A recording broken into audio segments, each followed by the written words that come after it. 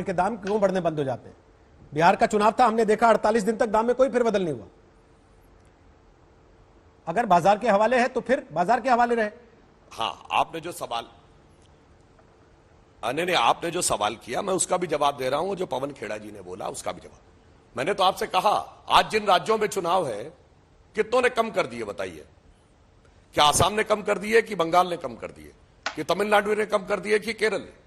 क्योंकि आज वित्तीय स्थिति ऐसी है कि कोई टैक्स कम करके दाम को कम करने की हिम्मत नहीं कर पा रहा है, क्योंकि बहुत सारे कार्य और भी करने हैं। और कोरोना काल में अर्थव्यवस्था लगातार निगेटिव में गई है, पहली बार अब पॉजिटिव में आई है पिछले क्वार्टर में, वरना माइनस में जा रही थी अर्थव्यवस्था। अब मैं दूसरी बात कहता हूं, पवन खेड़ा जी ने कहा कि जीएसटी में इनके राज्य तैयार थे। अरे तो मैं कहना चाहता हूं कहां तैयार थे, आप रिटर्न में बता दीजिए। जब 2014 अक्टूबर में डीरेगुलराइज हुए हैं, कितने राज्यों में हमारी सरकार थी और कितने राज्यों में आपकी सरकार थी? और फिर भी आप जो ये बात कह रहे हैं, मेरे विचार से आप बिल्कुल गलत बयानी कर रहे हैं। आज लिख के भिजवा दीजिए 40% टैक्स क्यों है महाराष्ट्र में? इसीलिए दिल्ली में 90 रुपए और महाराष्ट्र में 100 रुपए के आसपास क्यों है पेट्रोल? 10 रुपया एक्स्ट्रा महाराष्ट्र सरकार का ही तो है ना। तो आज भी आप लिख के भेज दीजिए, आप कह दीजिए कि साहब हम जीएसटी में देने को तैयार है। हकीकत यह है कि कोई राज्य सरकार जीएसटी में देने को नहीं तैयार थी इसीलिए इसको जीएसटी से बाहर रखा गया, क्योंकि आबकारी यानी शराब और पेट्रोल ये दो राज्यों के सबसे बड़े राजस्व के स्रोत हैं। और जो आपने बात कही, अगर जीएसटी में शामिल होते तो कॉस्ट कम हो जाती। अब रही बात एक्साइज ड्यूटी की, जो आप कहने की बात कर रहे हैं, मान्यवर, एक्साइज ड्यूटी तो मैंने आपको बताया, केंद्र भी ड्यूटी लगा रहा है और प्रदेश भी ड्यूटी लगा रहा है। न प्रदेश सरकारों की हिम्मत है कि हम कम कर दें, और केंद्र का तो मैंने फिर बता दिया, 30 रुपए में 12 रुपया फिर वापस जा रहा राज्यों के पास। तो हम तो सिर्फ 18 ले रहे हैं और राज्य 12 ये, और दूसरे में 20 से लेकर 40 तक डिपेंडिंग, किसी राज्य में 20% ही है, किसी में 39% तक भी है। उसमें एक आध राज्य हमारे भी हैं, जैसे सबसे अधिक राज्यों में महाराष्ट्र में एक्साइज ड्यूटी। तो अगर आप इस हकीकत को देखें तो अगर ईमानदार है तो सबसे धनी राज्य कौन है बताइए? उत्तर भारत का सबसे धनी राज्य पंजाब। और पूरे भारत का सबसे धनी राज्य कौन है? महाराष्ट्र, जहां आर्थिक राजधानी है। वो तो हिम्मत कर नहीं पा रहे हैं अपना टैक्स कम करने की, और दूसरों को नसीहत दे रहे हैं कि साहब आप टैक्स कम कर दीजिए। यानी जो गरीब राज्य है, बिहार है, असम है, उड़ीसा है, उत्तर प्रदेश है, जो बहुत आर्थिक दृष्टि से सक्षम राज्य नहीं है, वो कम कर दें, उसके लिए हम हल्ला मचा रहे हैं। और सबसे धनी राज्यों में हम बैठे हुए, हम अपने कम नहीं कर सकते। इसलिए मैं कहना चाहता हूं, इस पूरे विषय के ऊपर जो भी ये बात कह रहे हैं वह तर्क और यथार्थ के अनुसार पूर्णता उचित नहीं। दूसरा, इन्होंने कहा 2002 में जो हुआ, इनकी सरकार आई तो क्या आपने डीरेगुलेशन रोक दिया? हां या ना में उत्तर दीजिए। नहीं रोका ना, तभी 2010 में पहला चरण और अक्टूबर 2014 में दूसरा चरण हो गया। तब फिर किस बात की बात कहना कि हम आए, हमने रोकने का प्रयास किया? आप आए, आपने नहीं रोका, यह स्पष्ट रूप से आपको कहना चाहिए, क्योंकि आप नहीं रोक सकते थे। जो भी सरकार आई वो उस जमाने में डब्ल्यूटीओ की लिखी चीजों से बंधी हुई थी। अच्छा, जो आके हम पलट सकते थे, 2014 में बाली में हमने किसानों की एमएसपी का मुद्दा लाके पलटा, अन्यथा 2022 में हम एमएसपी देने लायक नहीं रहते, सब्सिडी देने का अधिकार खत्म हो जाता।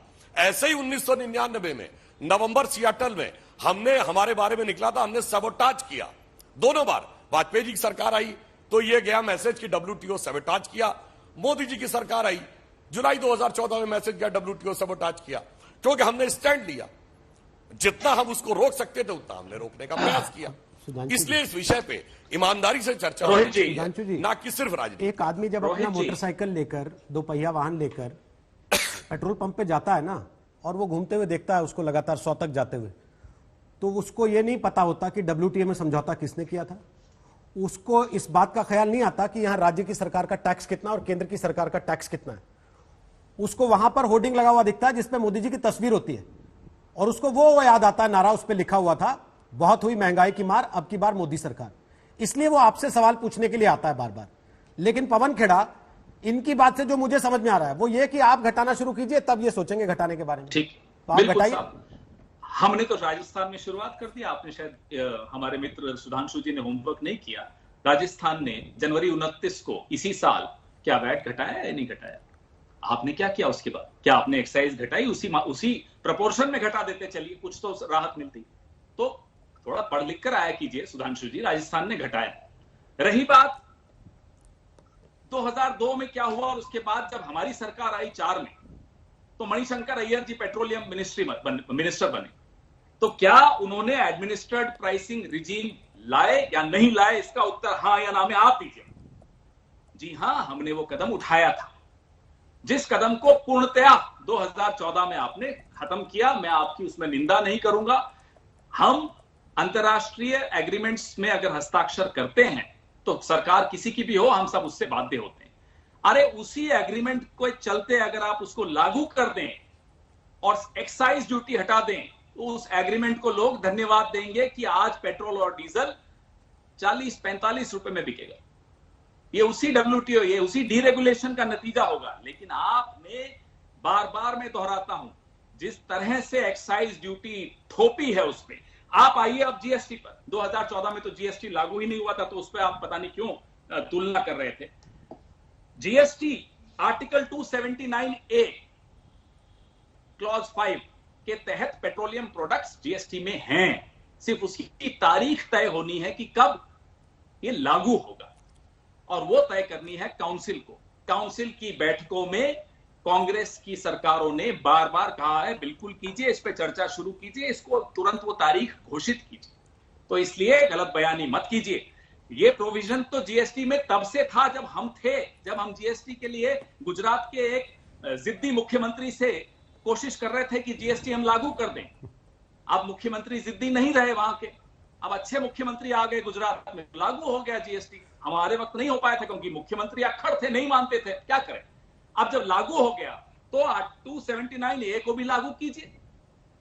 जनता के हित में आप तो नोटबंदी भी कांग्रेस से पूछ के नोटबंदी लाए थे।